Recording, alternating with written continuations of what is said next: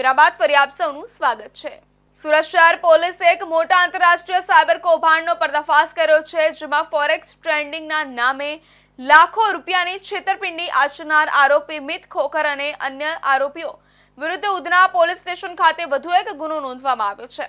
આ કૌભાંડમાં મિત ખોખર અને તેના મળતિયાઓએ મેટા ટ્રેડર 5 નામની એપ્લિકેશનનો ઉપયોગ કરી ફરિયાદીને ખોટો વિશ્વાસ અપાવીને 39 લાખ રૂપિયાની છેતરપિંડી આચરી હોવાનું સામે આવ્યું છે।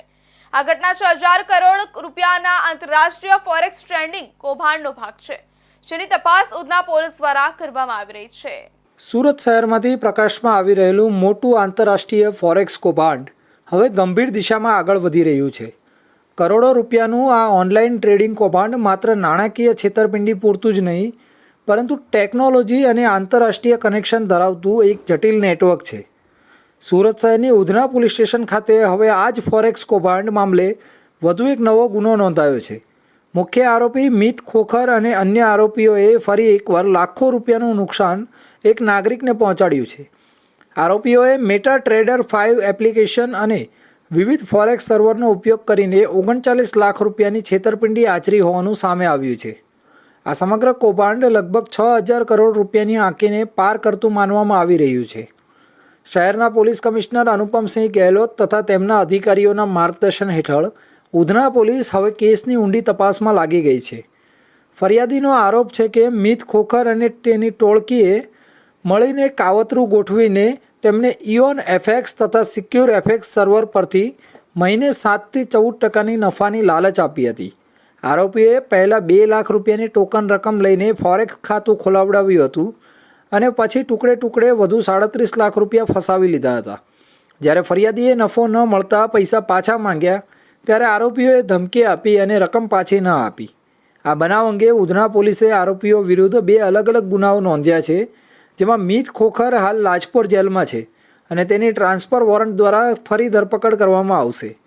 અન્ય આરોપીઓ નાસ્તા ફરતા છે અને ખાસ કરીને સાંકળા સરિયા અને અંકુર પટેલ દુબઈમાંથી સમગ્ર નેટવર્ક સંચાલિત કરે છે તેવી વિગતો સામે આવી છે। સુરત શહેરના ઉધના પોલીસ દ્વારા એક સાયબર ફ્રોડની તપાસ ચાલુ હતી। આ તપાસમાં એક આરોપીનું નામ મિત ખોખર કરીને છે।